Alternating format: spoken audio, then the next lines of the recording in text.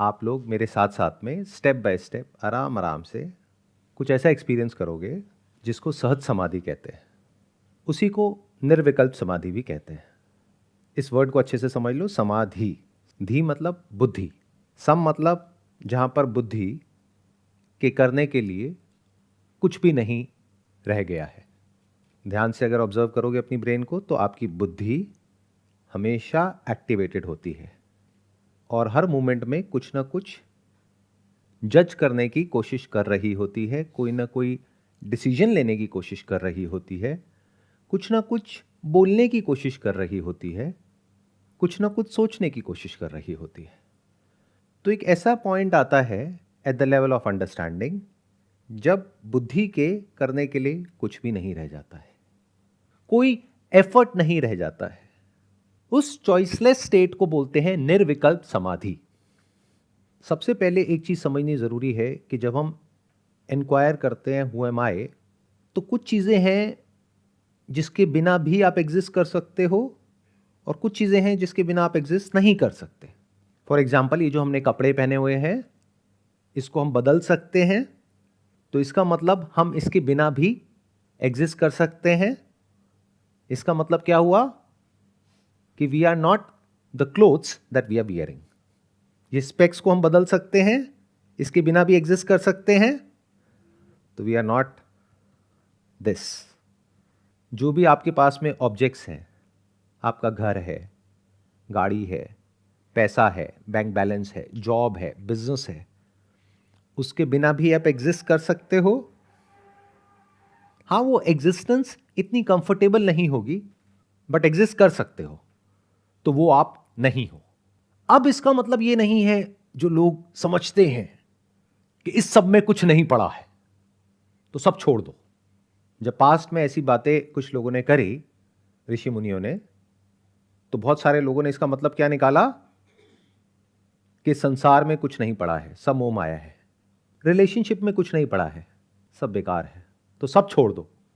लेकिन जो छोड़ने वाला है उसको नहीं छोड़ा, यानी कि उनका मैं, और वो चीजें जो यूजफुल थी, यूजफुल है और यूजफुल रहेगी, उस सबको छोड़ दिया। तो अब क्या करें, इस दुनिया में एग्जिस्ट कैसे करें? आपके पास में पैसा है जो आता है या तो जॉब करके या बिजनेस करके या किसी भी तरीके से, या पीछे से आपके पेरेंट्स से आपको पैसा मिला है, घर मिला है, एक पर्टिकुलर लाइफस्टाइल है, तो अब उसका क्या करें? उसकी दो नजर हो सकती है उसको देखने की। जो भी आपके पास में चीजें हैं, एक कि आप उसके मालिक हो, you are the owner of that. दूसरा, you are the caretaker of that. देखने में ये डिफरेंस बहुत छोटा लग रहा होगा, लेकिन ये बहुत बड़ा डिफरेंस है। रिलेशनशिप में आपके पास में दो नजर है देखने की। एक कि जो भी लोग आपके साथ में रिलेशनशिप में हैं, मान लो आपके बच्चे हैं, तो आप उनको इस तरीके से देख सकते हो कि ये मेरे बच्चे हैं, यानी आपका उनके ऊपर हक है और आप उनसे जो चाहे वो करवा सकते हो। ये हो गया ओनरशिप माइंडसेट। दूसरा क्या हो सकता है? Care taker mindset. जैसे शर्ट मैंने पहनी है, एक तरीका ये है मैं कहूं इस शर्ट से एनलाइटनमेंट का कोई कनेक्शन नहीं है, छोड़ो, इस शर्ट का क्या करना है, कपड़ों का क्या करना है। तो माइंडसेट क्या होना चाहिए हमारा? बजाय इस शर्ट के मालिक बनने के, इस शर्ट के केयर टेकर बन जाओ। ये शूज मुझे हेल्प कर रहे हैं, मेरे पैरों को बचा करके रख रहे हैं, जूते, चप्पल, whatever it is, let me take care of it. ये पेड़ पौधे मुझे हेल्प कर रहे हैं, let me take care of it. जो मेरे बच्चे हैं वो मुझे हेल्प कर रहे हैं अपनी ही अलग अलग डायमेंशंस को डिस्कवर करने में। मेरे अंदर जो फीलिंग्स है, इमोशंस है, ऐसी जो मुझे पता भी नहीं है, वो मेरे सामने आ रही है। किसकी वजह से? उन बच्चों की वजह से। Let me take care of them, let me take care of my wife, let me take care of my parents, let me take care of the money in my bank account, let me take care of my job, my business, let me take care of my body, because if I don't take care of my body, I'll not be eligible to listen to what I am saying or other people are saying. आप सुन ही नहीं पाओगे। तो अगर ज्यादा indulge हो गए इस दुनिया में तो भी नहीं सुन पाओगे, या पढ़ पाओगे, या समझ पाओगे। और अगर आपने बिल्कुल ही नेगेट कर दिया इस दुनिया को, तब बाहर से तो आप नेगेट कर दोगे, लेकिन अंदर 24 घंटे उसकी क्रेविंग आपको तंग करेगी। तो सॉल्यूशन क्या है? मॉडरेशन। ना बहुत ज्यादा, ना बहुत कम, सब कुछ नेचुरली जितना जरूरी है वहीं तक रखो। जबरदस्ती किसी भी चीज के ऊपर, किसी भी इंसान के ऊपर कब्जा मत करो। Take good care of it, but don't ever think that I am the owner of that. Take good care of your relationships, nurture them, nourish them, but don't ever think that I am that, then you are in a mess. मान लो आपकी शादी हो गई किसी इंसान से, किसी वजह से डिवोर्स हो गया, you will be in a mess if you were the husband or wife। लेकिन अगर इस सच को आप देख पा रहे हो, that was just a role that I was playing, तो आप बड़ी आसानी से वहां से निकल सकते हो, उस फेज में से निकल सकते हो। उससे निकल करके क्या होगा? आप इस इंक्वायरी को कर सकते हो, who am I? Because if all of this is not connected to the self inquiry, यानी कि पूरी दुनिया और इस दुनिया में जो भी लोग हैं वो अगर सेल्फ इंक्वायरी से कनेक्ट नहीं हो रहे हैं, तो आप अज्ञान की तरफ बढ़ रहे हो। अज्ञान मतलब दुख। अगर वेदों की और उपनिषद की नजर से देखा जाए तो कितनी भी नॉलेज आपको मिल जाए इस दुनिया में, वो सब अज्ञान है। अगर वेदों की नजर से देखा जाए तो अविद्या है, वो किसी काम की नहीं है as far as the internal world is concerned. Yes, knowledge is useful from the standpoint of the external world. हमको स्पेस को एक्सप्लोर करना है, तो उसके लिए हमको ऐसे डिवाइसेस क्रिएट करने हैं, ऐसे रॉकेट्स क्रिएट करने हैं कि हम परफेक्टली अलग अलग जगहों पर, अलग अलग प्लैनेट्स पर जा सके, वहां पर जाकर के चीजें एक्सप्लोर कर सके।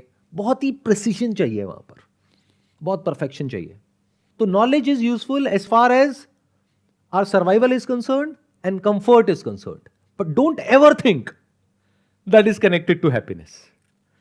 तो अगर हम एक एक करके यहां तक समझ पा रहे हैं कि अब आपकी लाइफ में जो भी चल रहा है, चाहे आप मैरिड हो चाहे नहीं हो, चाहे आपके पास में बहुत पैसा है चाहे नहीं है, चाहे आप जॉब करते हो चाहे बिजनेस करते हो, आपके पास इतना होना चाहिए कि आपको अपने बेसिक सर्वाइवल की टेंशन नहीं है। आपकी लाइफ एक रीजनेबली कंफर्टेबल लेवल पर है। तो आप तैयार हो ये सुनने के लिए जो मैं अभी आप लोगों के साथ में शेयर करने वाला हूं। अगर आपके पास इतना भी नहीं है कि आपको अपने बेसिक सर्वाइवल की टेंशन है, तो मत सुनो। यहां से या तो चले जाओ, या अगर ये वीडियो देख रहे हो तो इस वीडियो को बंद कर दो। पहले एटलीस्ट इतना तो कर लो। इतनी समझ तो आपके अंदर होनी चाहिए कि आप अपना और अपने साथ में जो लोग आप पे डिपेंड करते हैं उनका पेट भर सको। अगर इतनी भी अंडरस्टैंडिंग आपके अंदर नहीं है और स्पिरिचुअल पाथ पे आ रहे हो, तो क्या करोगे? ये आपके साथ भी गलत होगा और उन लोगों के साथ भी गलत होगा जिनको आप सिखाओगे, क्योंकि उनको भी कुछ ऐसा ही सिखाओगे कि लाइफ में कुछ नहीं पड़ा है, सब छोड़ दो, आ जाओ तुम भी हमारे साथ में। कुछ नहीं छोड़ना है। वो सब एक बैटल ग्राउंड के जैसा है जो आपको तैयार कर रहा है लाइफ की सबसे बड़ी बैटल के लिए। अगर आप छोटी छोटी बैटल्स नहीं लड़ पा रहे तो बड़ी बैटल कैसे लड़ोगे? ये सब तो बहुत छोटी बैटल्स हैं, यानी पैसा कमाना, अपनी जो वाइफ है या हस्बैंड है उसको रिस्पेक्ट देना, उसकी केयर करना, उसको समझना। अगर आप इतना ही नहीं समझ पा रहे हो कि पैसा कैसे कमाना है, तो ये कैसे समझोगे हु आर यू?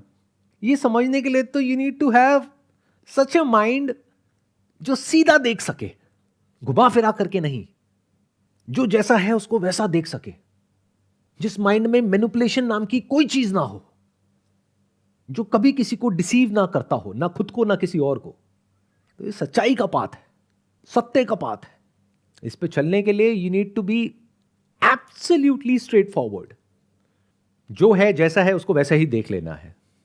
जो समझ आया है नहीं आया है उसको एज इट इज देख लेना है।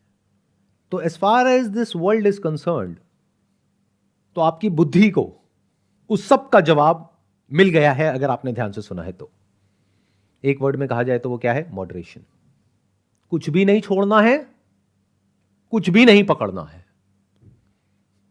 पकड़ना मतलब ओनरशिप, छोड़ना मतलब भागना।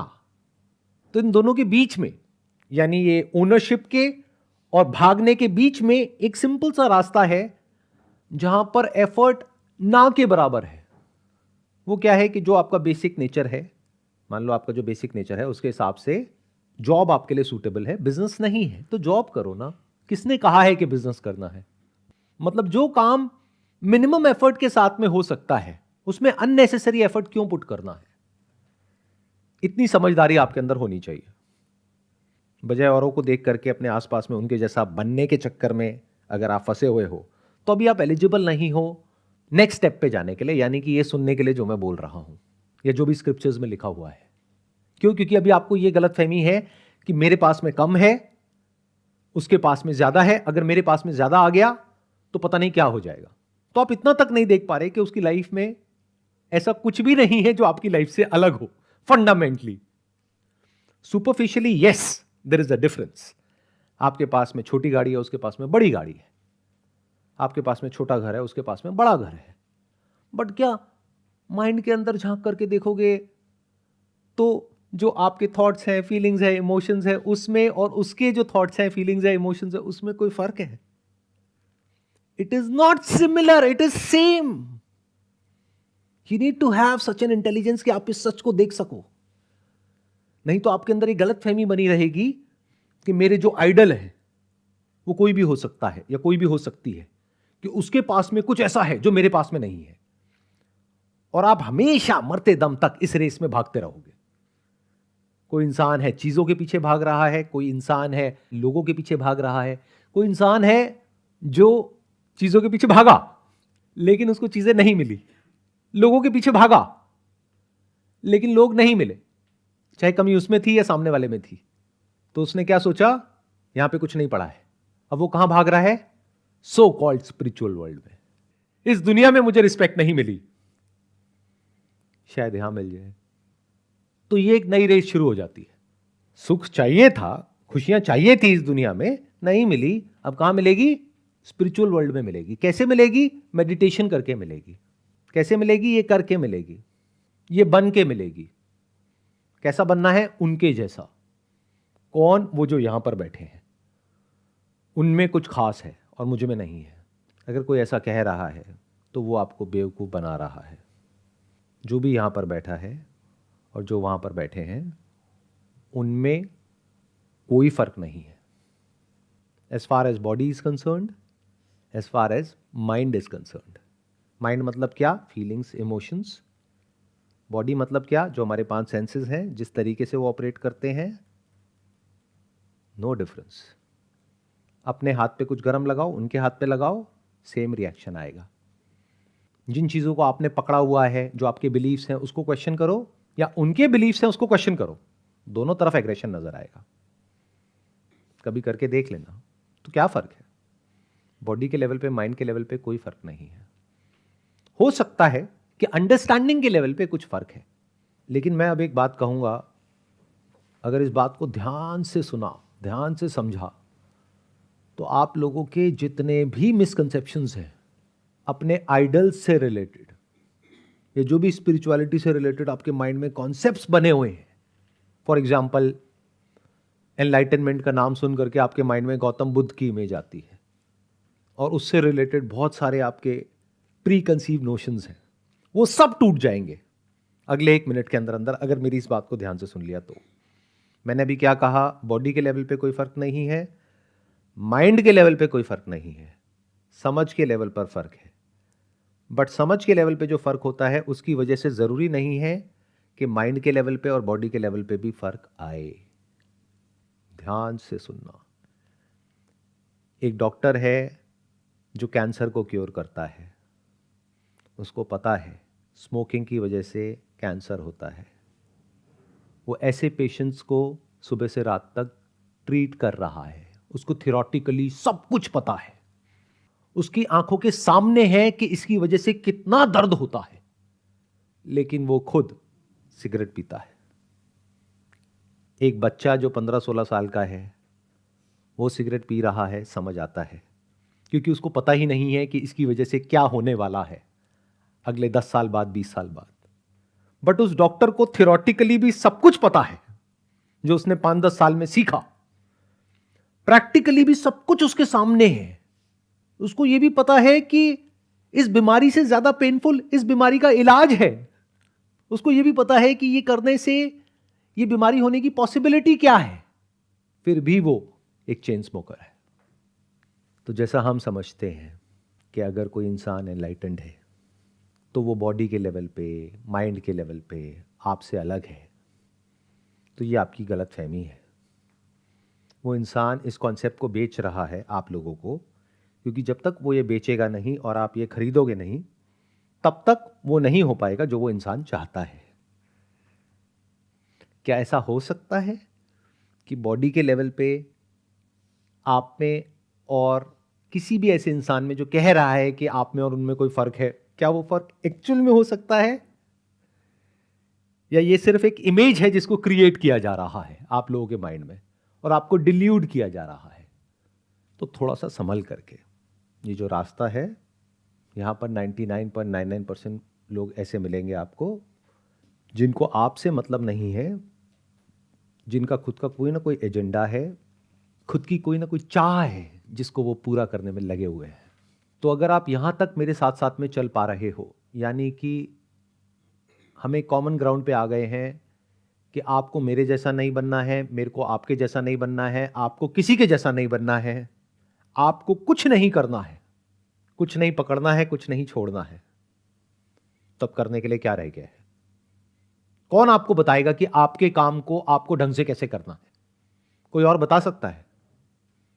यानी जो भी आपकी जॉब है, वहां पर रहना है या उसको छोड़ना है, या वहां पर रह करके कैसे ग्रो करना है, ये कौन बताएगा आपको? आपकी जो वाइफ है या जो आपका हस्बैंड है, उसके साथ में कैसे रिलेशनशिप को अच्छा करना है, कैसे नहीं करना है, वो कौन बताएगा आपको? क्योंकि जो बताएगा उसको तो कुछ पता ही नहीं उस इंसान के बारे में, वो कैसे बता सकता है? हर रिलेशनशिप की अपनी अलग डायनेमिक्स होती है, तो आपको किसी की जरूरत है ही नहीं ये करने के लिए जो मैंने अभी कहा। यानी एक सिंपल सी लाइफ जीनी है। अब वो सिंपल लाइफ का मतलब हर एक के लिए अलग अलग हो सकता है। अगर आप कंफर्टेबली एक फ्लाइट में बिजनेस क्लास को अफोर्ड कर सकते हो तो कोई दिक्कत नहीं है, करो। बट अगर अफोर्ड नहीं कर सकते हो तो ट्रेन में जा सकते हो। तो इस तरीके से करो that you are the caretaker of the money that you have got. उसको अच्छे से मैनेज करना है, उसको मल्टीप्लाई करना है, इस सबके लिए इंटेलिजेंस चाहिए, उस इंटेलिजेंस को एक्वायर करो। तो यहां पर हमने क्या किया, अभी जो आपकी लाइफ की एक बहुत बड़ी कॉम्प्लिकेशन थी उसको हमने रिलीज कर दिया। मतलब मैं क्या कह रहा हूं, आप जो हो, जैसे हो, परफेक्ट हो, कुछ करने की जरूरत नहीं है। यानी अगर आप पानी में तैर रहे हो एक मछली की तरह, तो ऊपर देख करके पंछी को ये नहीं बोलना है कि मुझे उड़ना है।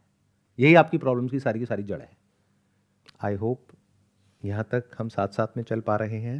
अब एक स्टेप और आगे बढ़ सकते हैं। सबसे बेसिक लेवल से शुरू करते हैं। जो हमारे कपड़े हैं वो हम नहीं हैं। क्यों? क्योंकि इसको हम बदल सकते हैं, इसके बिना भी हम एग्जिस्ट कर सकते हैं। कपड़ों के रहने से या मिटने से कोई फर्क नहीं पड़ता है। ध्यान से सुनना, ध्यान से समझना। अब एक एक करके स्टेप बाय स्टेप हम आगे बढ़ेंगे, और अगर आप मेरे साथ में रहे तो अभी थोड़ी देर में you will be able to understand and experience the highest state possible for a human, जिसको बोलते हैं सहज समाधि या निर्विकल्प समाधि, जिसके लिए कुछ करना नहीं पड़ता है, कोई एफर्ट नहीं है, कोई चॉइस नहीं है, चॉइसलेस मेडिटेशन। तो हमने शुरू कहां से किया? कपड़ों से। फिर हम एक स्टेप और आगे बढ़े। आपका बैंक बैलेंस नहीं हो, क्योंकि उसके कम होने से या उसके ज़्यादा होने से आपको फ़र्क नहीं पड़ता है, उसके ज़ीरो होने से भी आपको फ़र्क नहीं पड़ता है, उसके बहुत बढ़ जाने से भी आपको फ़र्क नहीं पड़ता है।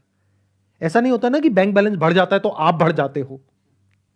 हाँ, आपकी ईगो बढ़ जाती है, बट आप तो नहीं बढ़ जाते हो ना, आप तो वैसे के वैसे रहते हो। तो you are not your bank balance, and whatever the objects are which is connected to your bank balance, that is money. वो क्या है? गाड़ी, घर। You are not your house, you are not your car, but at the same time you are a caretaker. Very important to understand. You are not your relationships, you are not a husband और wife, क्योंकि husband पैदा होता है कब? जब शादी होती है। वाइफ कब पैदा होती है? जब शादी होती है। तो हस्बैंड और वाइफ में एक्चुअल में कोई बड़ा छोटा नहीं होता है। दोनों की एज हमेशा सेम होती है, दोनों एक साथ में एक ही दिन एक ही टाइम पे पैदा होते हैं। आदमी और औरत अलग अलग दिन पैदा होते हैं, बट जो हस्बैंड और वाइफ है वो एक साथ एक ही टाइम पे एक ही जगह पर एक साथ में पैदा होते हैं, तो दोनों एज में बराबर हैं। तो अगर कभी कोई आकर के आपको ये बोलता है कि मैं तेरे से एज में बड़ा हूं, तो उसको ये वीडियो दिखाना वो गलत कह रहा है या गलत कह रही है। हस्बैंड और वाइफ की एज हमेशा सेम होती है। 5 साल हो गए शादी को, दोनों 5 साल के बच्चे हैं। तभी आप देखोगे जो सबसे ज़्यादा जो लड़ाइयाँ होती हैं शादी में, वो टीनेज के टाइम पे होती है।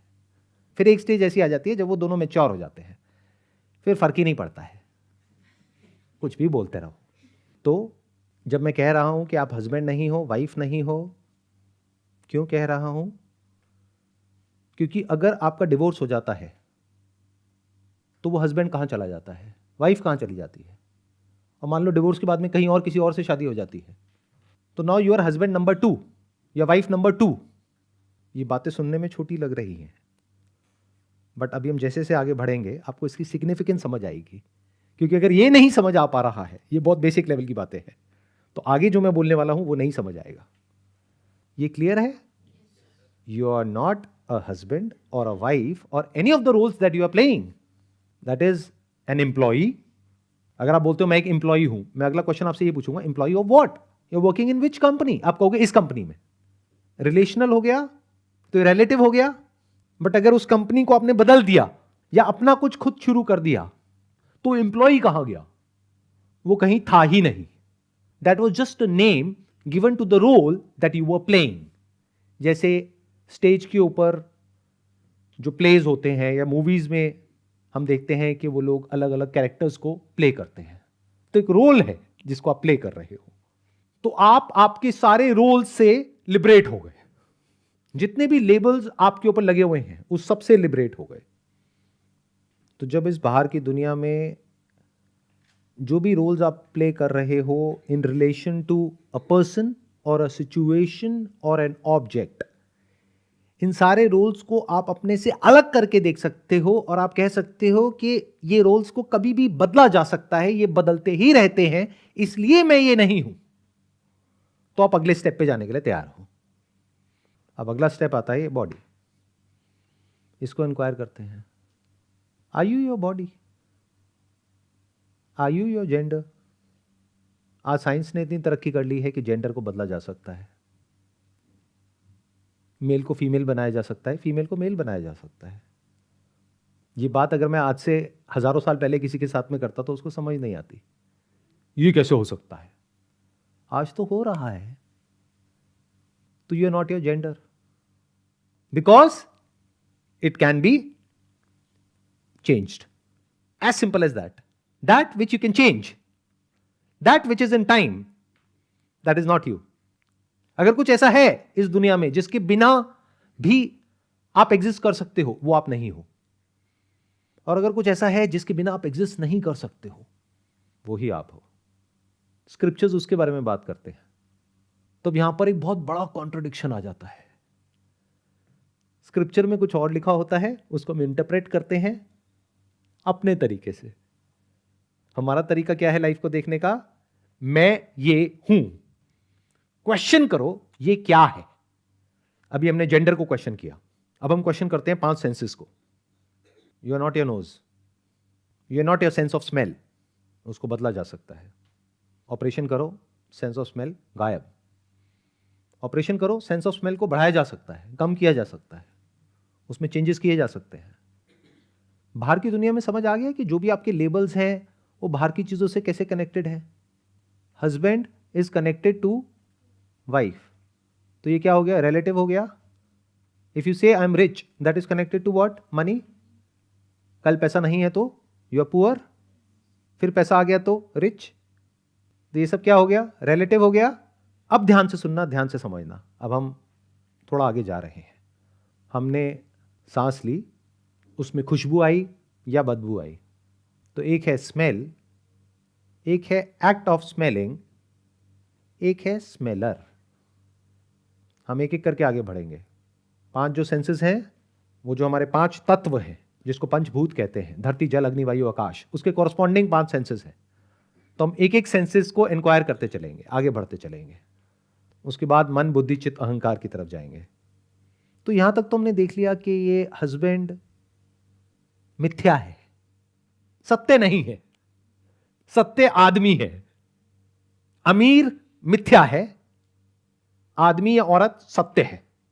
फिर हम एक स्टेप और आगे गए, हमने देखा आदमी और औरत भी सत्य नहीं है, शरीर सत्य है, आदमी और औरत मिथ्या है। मिथ्या मतलब क्या है? जिसको बदला जा सके, जिसको चेंज किया जा सके, और फिर भी आप एग्जिस्ट करते हो, वो मिथ्या हो गया। जैसे कपड़े, तो हमने यहां पर आदमी औरत को भी नेगेट किया, एक स्टेप और आगे बढ़े। जो आदमी औरत दोनों में कॉमन है वो क्या है? Sense of smell, that is corresponding to धरती। तो जब हमको कोई अच्छी स्मेल आती है तो हम खुश हो जाते हैं, बुरी स्मेल आती है तो परेशान हो जाते हैं। तो जैसे ही वो स्मेल आती है तो there is a smell which is a sense object, there is smelling and there is smeller. जैसे there is thought, there is thinking, there is thinker. अब इसको ध्यान से देखो, क्या ये जो स्मेलर है इसका अपने आप में कोई सेपरेट एग्जिस्टेंस है? Are you the smeller?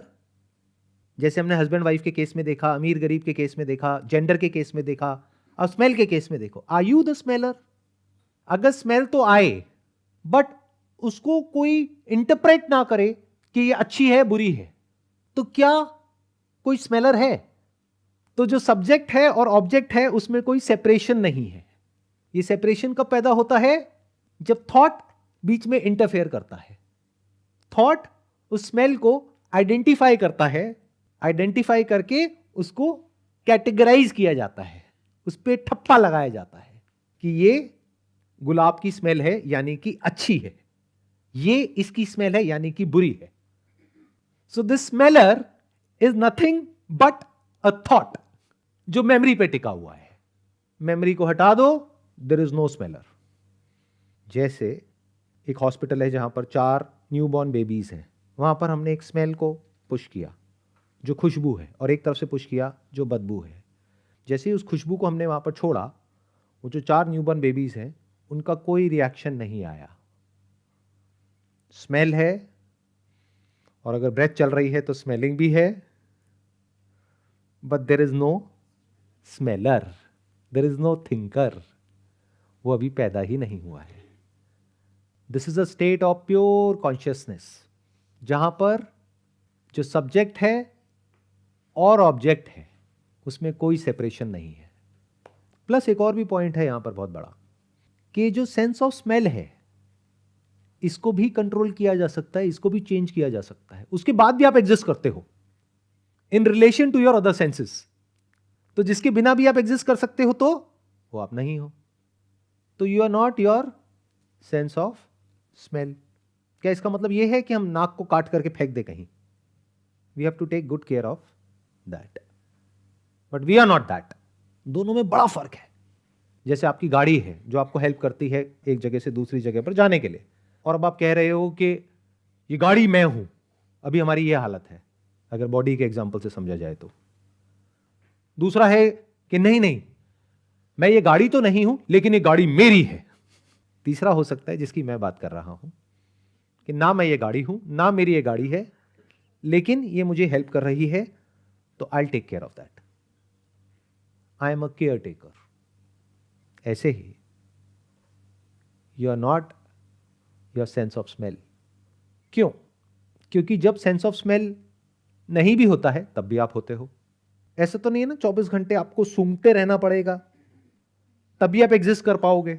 तो आपकी एग्जिस्टेंस सेंस ऑफ स्मेल पे तो डिपेंड नहीं करती, तो you are not your sense of smell. धरती, जल, टेस्ट। बहुत बार ऐसा होता है कि हमें कोई बीमारी होती है और हमारा सेंस ऑफ टेस्ट चला जाता है कुछ दिन के लिए, तो क्या आप मर जाते हो या आप एग्जिस्ट करते हो उसके बाद भी? तो इससे हमें क्या समझ आया? You are not your sense of taste, and there is no separate taster. There is taste, there is tasting, but there is no taster. जैसे 4 बच्चे हैं और अभी न्यू बॉर्न है, तो उनकी चारों की ब्रेस्ट फीडिंग चल रही है। जो उनकी मदर है वो उनको ब्रेस्ट फीड कर रही है। तो वहां पर मिल्क है, टेस्ट है, टेस्टिंग है, हंगर भी सेटिस्फाई हो रही है, लेकिन उन चारों में कोई सेपरेशन नहीं है। यह कहना गलत नहीं होगा कि चारों का एक्सपीरियंस सेम है, चारों का रिएक्शन सेम है। जैसे हमने स्मेल के वक्त देखा था कि स्मेल चाहे अच्छी हो चाहे बुरी हो, चारों का रिएक्शन सेम है। तो चारों की कॉन्शियसनेस सेम है। तो क्या बचपन में सेम होती है जब कोई न्यूबॉर्न होता है और बड़े होकर के अलग अलग हो जाती है? या जब हम बड़े होते हैं तो we acquire a lot of experiences, lot of knowledge, lot of name given to those experiences, जिसको इंफॉर्मेशन बोलते हैं, और उसकी वजह से हमें लगने लग जाता है कि मैं इससे अलग हूं। क्यों? क्योंकि मेरा रिएक्शन इसके रिएक्शन से अलग है। फॉर एग्जाम्पल, एक पर्टिकुलर फ्लावर आप सबको अगर सूंघने के लिए दिया जाएगा तो सबका रिएक्शन अलग अलग होगा। कोई बहुत खुश हो जाएगा उसको सूंघ करके, कोई कहेगा हाँ ठीक है, कोई हो सकता है कहेगा नहीं मेरे को इससे एलर्जी है। तो आप क्या कहोगे? देखो मैं उससे अलग हूं, मेरी अपनी एक सेपरेट आइडेंटिटी है, मेरा अपना एक सेपरेट एग्जिस्टेंस है। क्या है ये मैं? अगर एक थॉट नहीं है तो, जो मेमोरी पे टिका है, उस मेमोरी को निकाल दो। कहां है आपका वो मैं? दिस इज रियल इंक्वायरी जो मैं बोलता हूं अपने सेशंस में, हु एम आई। हम एक एक करके नेगेट करते चले जा रहे हैं। इसको नेति नेति बोलते हैं।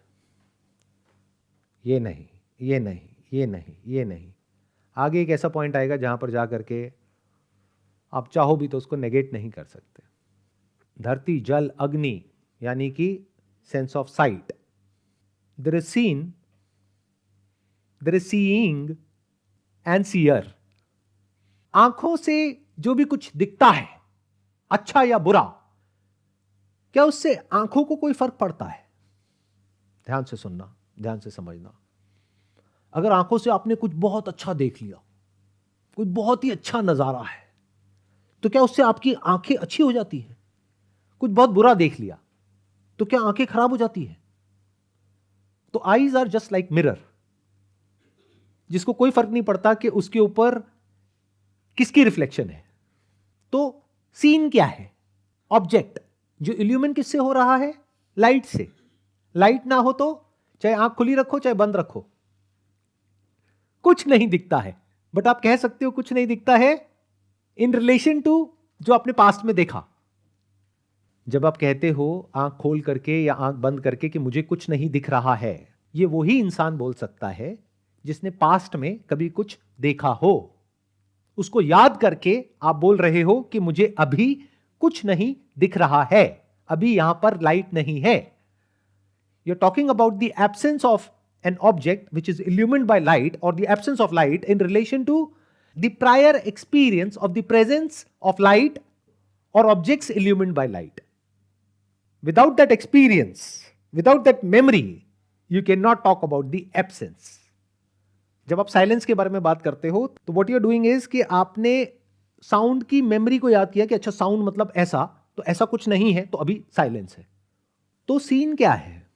यानी कि ये जो हमें दिखता है वो क्यों दिखता है? कोई भी ऑब्जेक्ट दिखता है, कोई भी फॉर्म दिखती है, वो क्यों दिखती है? आंखों की वजह से। क्या सिर्फ आंखों का होना काफी है? लाइट भी होनी चाहिए। क्या सिर्फ लाइट का होना काफी है? कोई ऑब्जेक्ट भी होना चाहिए। ये ट्रिनिटी है, ये तीन है। यहां पर ध्यान से देखो, ट्रायंगल बन रहा है।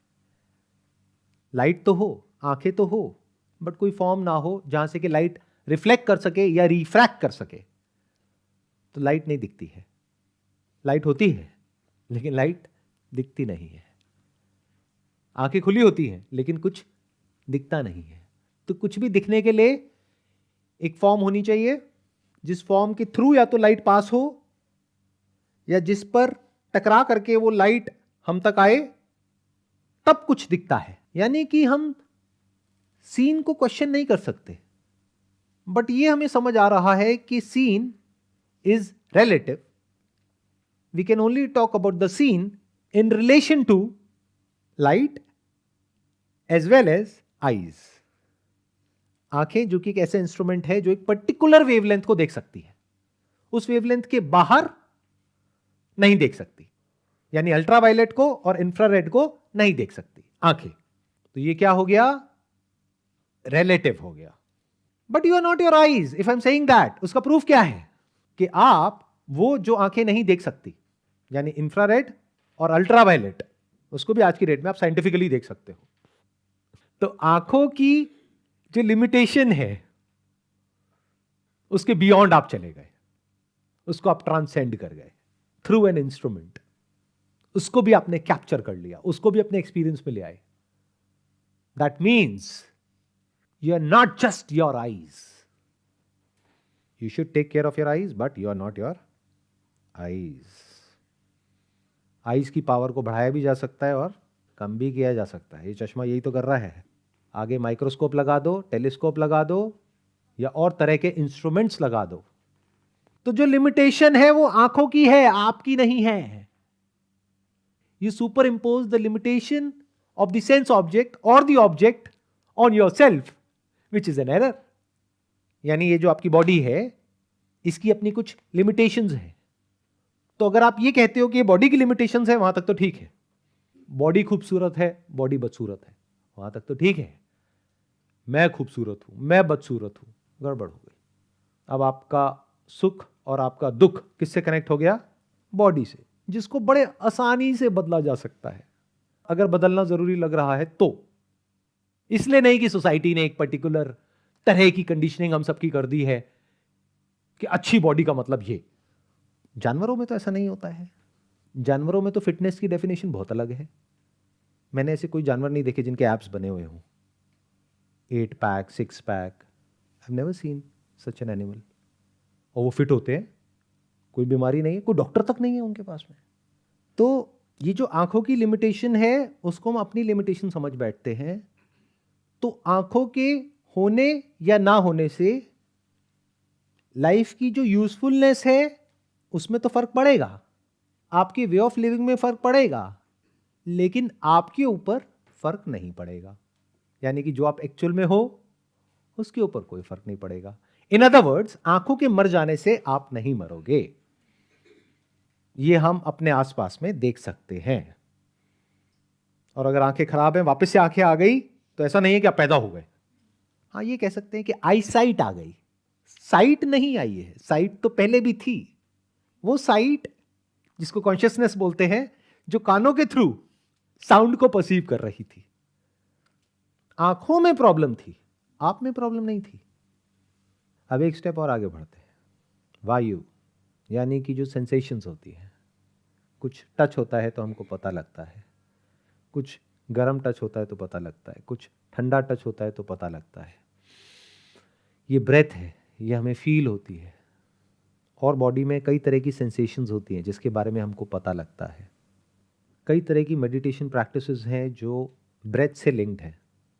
उसके पीछे एक रीज़न है, क्योंकि ब्रेथ की कोई फॉर्म नहीं है. इसलिए जब आपका ध्यान ब्रेथ पर जाता है तो there is a strong possibility कि अगर आप सिंसियरली अपना ध्यान ब्रेथ पर लगाते हैं तो आपके माइंड में कुछ बोलने के लिए नहीं होगा, यानी कि थॉट नहीं होगा. लेकिन कब तक के लिए? जब तक के लिए आपकी ब्रेथ में या आपकी बॉडी के लेवल पे जो भी सेंसेशंस हो रही हैं उसमें कुछ भी ऐसा नहीं होता है जो या तो आपको अच्छा लगता है या बुरा लगता है. अगर आप में से किसी ने भी कभी भी मेडिटेशन करी है कहीं पर या घर पर भी, तो आप समझ जाएंगे मैं क्या कह रहा हूं. यानी आप सेंसेशंस को देखना शुरू करते हो बॉडी में, या ब्रेथ को देखना शुरू करते हो. जब तक मॉडरेशन में कुछ हो रहा है तब तक आप बिना बोले देख सकते हो. ब्रेथ आई गई, लेकिन जब उसको आप देखते हो तो ब्रेथ में चेंजेस होते हैं. कई बार ऐसी भी स्टेट आती है जब ब्रेथ छूटने लग जाती है, ब्रेथ लंबी हो जाती है, ब्रेथ इतनी डीप हो जाती है कि ऐसा लगता है कि ब्रेथ चल ही नहीं रही है. फिर डर लगता है कि कहीं ब्रेथ बंद ना हो जाए, फिर आप वापस से ब्रीथ करने लग जाते हो। तो थॉट का इंटरफेरेंस हो जाता है। थॉट कभी भी पूरी तरीके से सबड्यूड नहीं होता है, वो बैकग्राउंड में रहता है और कभी फोरग्राउंड में आता है, फिर बैकग्राउंड में चला जाता है, फिर फोरग्राउंड में आता है, फिर बैकग्राउंड में चला जाता है। प्लस आपको अपना ध्यान लगाना पड़ रहा है वहां पर। और इसमें सबसे बड़ी प्रॉब्लम यह है, what ever your mind focuses on expands. तो जैसे ही आपका ध्यान जाता है आपकी बॉडी की सेंसेशंस की तरफ, तो वो सेंसेशंस आपको दिखने लग जाती हैं और वो एक्सपैंड होने लग जाती हैं। आपको बाहर दुनिया के जो एक्सपीरियंसेस हैं उनकी तरफ से ध्यान हट जाता है और जो अंदर बॉडी में एक्सपीरियंसेस होते रहते हैं उसकी तरफ ध्यान चला जाता है। कुछ सेंसेशंस अच्छी होती हैं, प्लेजरेबल होती हैं, जैसे मेडिटेशन में कुछ लोगों को बहुत अच्छे एक्सपीरियंसेस होते हैं, कुछ को बुरे एक्सपीरियंसेस होते हैं। कभी कभी पेन होता है, तो जब पेन होता है तो गुस्सा आता है। कुछ अच्छे एक्सपीरियंसेस होते हैं तो मजा आता है, सेम जैसे बाहर की दुनिया में होता है। तो आप मेडिटेशन तो कर रहे हो, बट अभी आप मेडिटेशन से कोसों मील दूर हो, क्योंकि आप वही कर रहे हो जो बाहर की दुनिया में करते हो। मोबाइल पे क्या करते हो, कभी ऑब्जर्व किया है? जैसे आजकल ये शॉर्ट्स बहुत चलती हैं, इंस्टाग्राम पे रील्स चलती हैं, तो आप देखते हो, 1-2 सेकंड के लिए देखा, मजा नहीं आया, हटा दिया।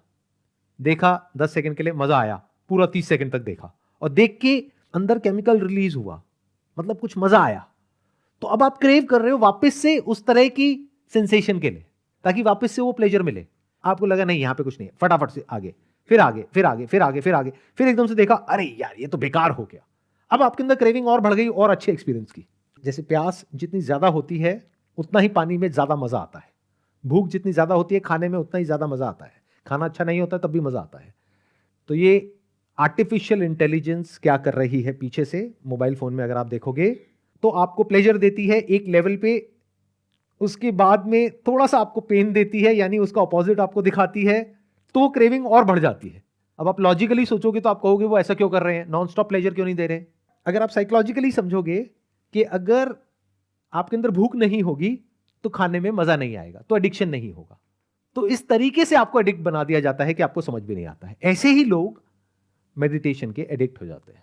यानी उन्होंने क्या किया, मोबाइल तो नहीं है, आंखें भी बंद हो गई है, अब वहां पर आंख बंद करके बैठे हैं, तरह तरह के अंदर एक्सपीरियंसेस हो रहे हैं। कभी कोई केमिकल रिएक्शन हो रहा है, उसमें मान लो यहाँ पे लाइट दिख गई, कभी थोड़ी देर के लिए जो थॉट है वो एकदम से सबसाइड हो गया, कभी कभी ऐसा होगा कि थॉट रिजॉल्व हो जाएगा तो आपको बहुत अच्छा फील होगा। अब वापस से आप उसके लिए क्रेव करोगे, जैसे ही क्रेव करोगे वापस से सफरिंग शुरू हो गई। फिर 1-2 घंटे बाद फिर कोई एक्सपीरियंस हो गया, फिर कुछ और हो गया, फिर कुछ और हो गया, और आप यही कर रहे हो 10-20 साल से, 30 साल से, और लोगों को लग रहा है कि पता नहीं कितने बड़े मेडिटेटर हो आप। एक्चुअल में क्या किया आपने, कुछ एक्सपीरियंसेस इकट्ठे कर लिए, जिससे आपकी ईगो और बढ़ गई, अहंकार और बढ़ गया। मतलब जो आपका अपना एक थॉट है कि मैं ये हूं, उसके साथ में कुछ जुड़ा हुआ है। क्या जुड़ा हुआ है, नॉलेज जुड़ी हुई है और एक्सपीरियंसेस जुड़े हुए हैं, concept of right and wrong जुड़ा हुआ है, प्लेजर और पेन जुड़ा हुआ है। तो वो जो आपका बैगेज था जिसको खत्म करने के लिए आपने मेडिटेशन शुरू करी, वो बैगेज और बढ़ गया, ईगो और बढ़ गई। क्यों? क्योंकि अब आपने एक डिवीजन क्रिएट किया अपने माइंड में कि मैं स्पिरिचुअल पाथ पे हूं, मैं मेडिटेशन कर रहा हूं और मेरे को इतने तरह के एक्सपीरियंसेस हो रहे हैं, इनको तो कुछ पता ही नहीं है, तो मैं ज्ञानी हूं, ये अज्ञानी है। तो गए थे अपना अहंकार खत्म करने और अहंकार बढ़ा करके आ गए। तो अब हम अपनी इंक्वायरी पे वापस से आते हैं और डीपली देखते हैं, because this is the subtlest of all experiences. तो इसको देखने के लिए आपकी कैसी नजर होनी चाहिए, विच इज एक्सट्रीमली सटल, तब आप देख पाओगे जो मैं अब बोलने वाला हूं उसको। जब आप अपनी किसी सेंसेशन को देखते हो, चाहे वो ब्रेथ हो, चाहे बॉडी में कोई सेंसेशन हो, कुछ भी हो, तो वहां पर 3 चीजें होती हैं। एक होता है एक्सपीरियंस्ड, यानी जिसको आप एक्सपीरियंस कर रहे हो सेंसेशन को। एक है एक्सपीरियंसिंग, एक है एक्सपीरियंसर।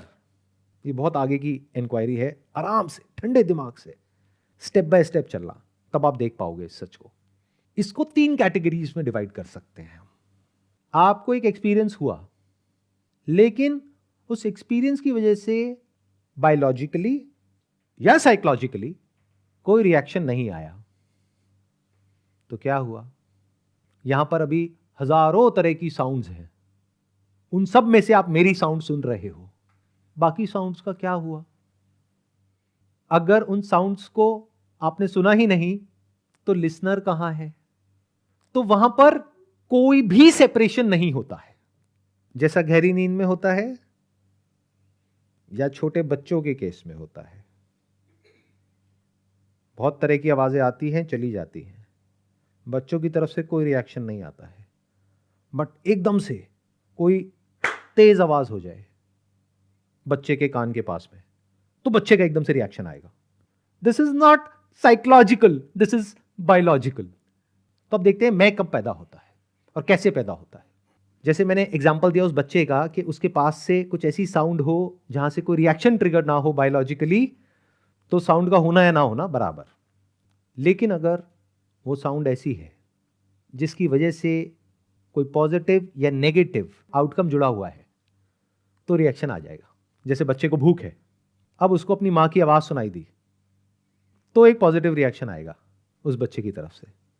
वो बच्चा रो रहा है लेकिन आपको लग रहा है वो परेशान है, जबकि वो खुश है, क्योंकि उसको पता है रोने से वो हो जाएगा जो वो चाहता है, तो that is a positive reaction.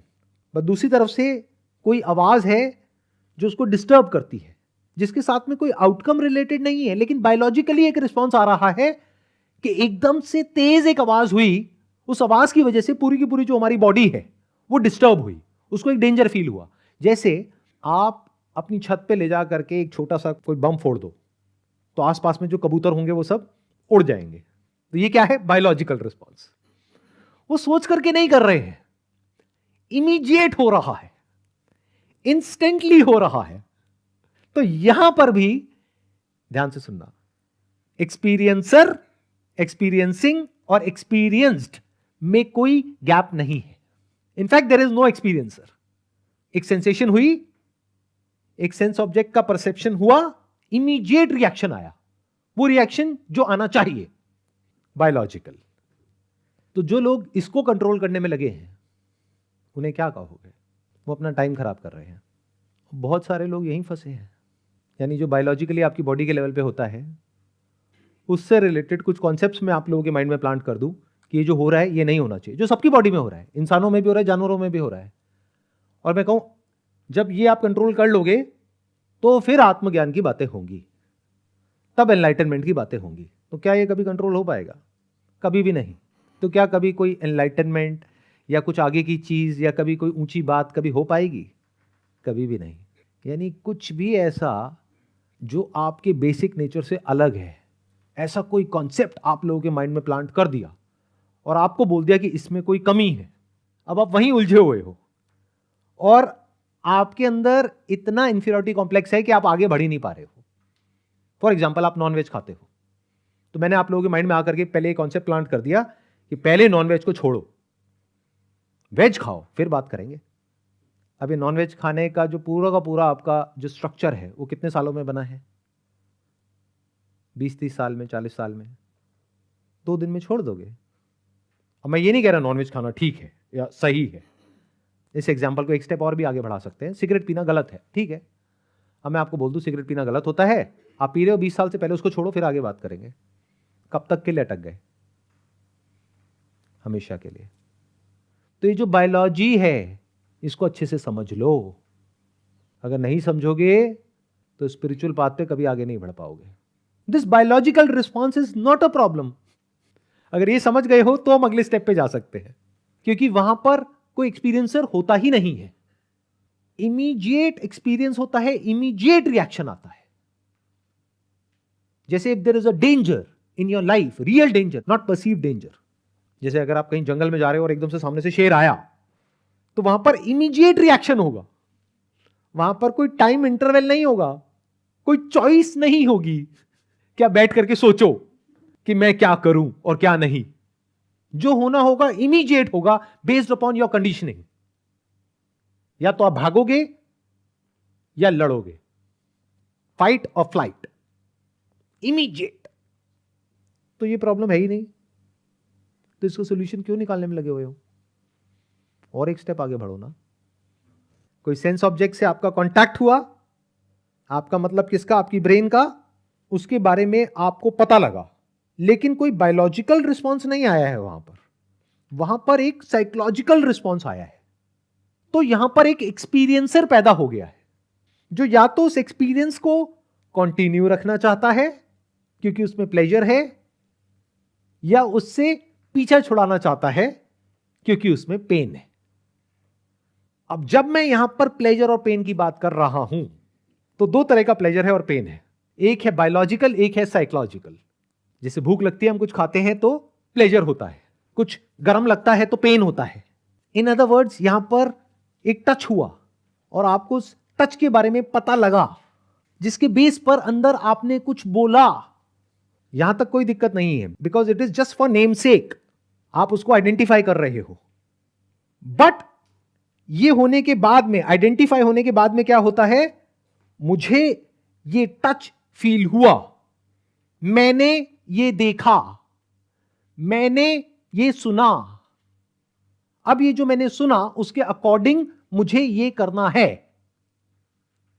ये जो मैं है, अगर इसको आप ध्यान से देखते हो तो दिस पर्टिकुलर थिंकर और दिस कंट्रोलर जो सिचुएशन को कंट्रोल करना चाह रहा है, it is not different from the controlled. The moment you see this as a fact, तो ये सेपरेशन मिट जाता है, क्योंकि अब करने के लिए कुछ भी नहीं है। ध्यान से सुनना, ध्यान से समझना। अगर बायोलॉजिकली कोई प्रॉब्लम है आपके लिए तो वहां पर इस कंट्रोलर की जरूरत है। अगर एक्चुअल में कोई प्रॉब्लम है तो कंट्रोलर की जरूरत है। यानी मान लो फाइनेंशियल प्रॉब्लम है तो उसका सोल्यूशन निकालना है, तो you need a controller. But जो काम करने लायक थे पूरे दिन में 8-9 घंटे में, वो आपने कर दिए। आपने हर एक चीज की प्रॉपर्ली केयर करी, अपने सारे काम खत्म कर दिए, अब सोने के लिए जा रहे हो। अब आपको उस कंट्रोलर की क्या जरूरत है? So the moment you see कि ये जो थिंकर है, ये जो एक्सपीरियंसर है, ये जो कंट्रोलर है, it is nothing but a thought. It is not different from what it is trying to control. जो कंट्रोलर कंट्रोल करने की कोशिश कर रहा है, अगर उसको हटा दो तो कंट्रोलर कहीं भी नहीं है। If you can see that, तो you are free from your self in that very moment. आप क्या चाहते हो? आप मैं को मुक्त करना चाहते हो। मैं कभी भी मुक्त नहीं हो सकता है, मैं से मुक्त हो सकते हो। In other words, the moment you see कि कोई सेपरेट थिंकर है ही नहीं। थॉट तो है, सेंसेशन तो है, सेंस ऑब्जेक्ट तो है, बट कोई सेपरेट थिंकर की अपनी कोई एग्जिस्टेंस है ही नहीं।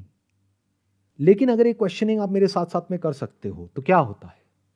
आप ये देख लेते हो कि ये जो धागा है, ये जो इन अलग अलग थॉट्स को जोड़ रहा है, वो धागा खुद एक थॉट है। It is just for name sec, actual में कहीं नहीं है। ध्यान से अपने आप को जा करके देखो शीशे में, क्या अभी जो आपकी बॉडी है, जैसे आप दिख रहे हो, बचपन में ऐसे ही दिखते थे? तो वो एक अलग बॉडी थी। साइंटिफिकली 8-10 साल में बॉडी पूरी की पूरी चेंज हो जाती है, बॉडी के सारे ऑर्गन चेंज हो जाते हैं। ये एक अलग बॉडी है, पर दोनों को जोड़ करके हम कह रहे हैं कि मैं ये हूं, which is a myth. If you can see that, then you are free from your self.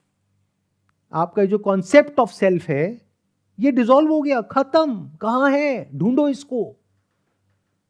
एक एक मोती को पिरो करके पूरी माला बनती है। ये मोती क्या है? एक एक्सपीरियंस है, जिसमें एक एक्सपीरियंस होता है और एक एक्सपीरियंसर होता है। इस मोती को देखते हैं, क्या आप अपनी जो भी सेंसेशंस हैं बॉडी की, उसके बिना एग्जिस्ट कर सकते हो या नहीं कर सकते हो? धरती, जल, अग्नि, वायु, यानी कि क्या? वायु मतलब क्या? Sensations, sense of touch. क्या अगर वो सेंसेशन आपको नहीं भी पता लगे, लेकिन अगर आपकी ब्रेन एक्टिवेटेड है, आप सोच पा रहे हो, तो क्या आप एग्जिस्ट कर रहे हो या नहीं कर रहे हो? You are definitely existing. That means you can exist without your sensations if your memory is activated. तो you are not your sensations. अब एक स्टेप और आगे बढ़ जाते हैं। धरती, जल, अग्नि, वायु, आकाश, यानी कि सेंस ऑफ हियरिंग। अब हियरिंग दो तरीके की है। एक है जो कान खोल करके हम सुनते हैं, एक जो हम कान बंद करके सुनते हैं। तो जो कान खोल करके सुनते हैं वो साउंड हो या ना हो, उससे आपके होने या ना होने पे कोई फर्क पड़ता है? कान हो या ना हो, उसके होने या ना होने से कोई फर्क पड़ता है? तो आप हो क्या? कहीं ऐसा तो नहीं है कि इस सबको मिला करके जो बनता है वही आप हो? यानी कि जो भी आपको एक्सपीरियंसेस हुए और उससे रिलेटेड जो नॉलेज पड़ी है, जो थॉट्स हैं, फीलिंग्स हैं, इमोशंस हैं, are you a bundle of that? क्या वही हो? क्योंकि अगर उसको हटा दो तो क्या बचेगा? कुछ भी नहीं, एम्प्टीनेस, एक वॉइड है। तो लोग यहीं पर जाकर के अटक जाते हैं। बहुत सारे लोग पास्ट में जिन्होंने इंक्वायरी करी वो बस यहां पर जाकर के अटक गए और उन्होंने इसको कोई नाम दे दिया कि मैं ये भी नहीं हूं, मैं ये भी नहीं हूं, मैं ये भी नहीं हूं, मैं ये भी नहीं हूं। उनसे पूछो अच्छा फिर तुम क्या हो? वहां पर जाकर के चुप हो गए। अब जो चुप हुए उसमें से कुछ लोग ऐसे थे जिन्होंने कुछ ऐसा देख लिया जिसके बारे में कुछ कहा नहीं जा सकता, इसलिए चुप हो गए। बहुत सारे इसलिए चुप हो गए क्योंकि उनको कुछ दिखा ही नहीं, वो अपने थॉट्स में उलझे रह गए। पांचों सेंसेस को हमने देख लिया, दुनिया को देख लिया, सब कुछ देख लिया, एंड में क्या बचा रह जाता है जिसके बेस पर आप कह सकते हो कि मैं हूं? सीधा उसको क्वेश्चन करते हैं, और सिर्फ क्वेश्चन नहीं करेंगे, एक्सपीरियंशियली अभी देखेंगे। अगर आप कानों को भी हटा दो, आंखों को भी हटा दो मतलब कि आप ध्यान हटा लो, सेंसेशंस पे से ध्यान हटा लो, स्मेल पे से ध्यान हटा लो, टेस्ट पे से ध्यान हटा लो, आंखों पे से ध्यान हटा लो, आंखों के थ्रू जो दिखता है वहां से ध्यान हटा लो, यानी आंखें बंद कर लो। जो भी सेंसेशंस हो रही हैं बॉडी में, फिर चाहे ब्रेथ से रिलेटेड टच पता लग रहा है, चाहे कोई गर्म लग रहा है, ठंडा लग रहा है, कोई सटल सेंसेशन है, कोई ग्रॉस है, वहां से ध्यान हटा लो। जो भी बाहर से आवाजें आ रही है वहां से ध्यान हटा लो। करो मेरे साथ साथ में, आंखें बंद करो। अब अगर आपने सब जगह से ध्यान हटा लिया तब भी आप तो हो ना। आपके होने के लिए इस सब के होने या ना होने से कोई फर्क नहीं पड़ता है। हाँ, इस सब चीजों की अपनी अपनी यूटिलिटी है, यूजफुलनेस है, बट आपके एग्जिस्टेंस पर उसका कोई फर्क नहीं पड़ता है। अब इस मोमेंट में जब आपने अपना ध्यान सब जगह से हटा लिया तो अब आप देखो आप अपने अंदर ही अंदर अपने आप को क्या बोल रहे हो।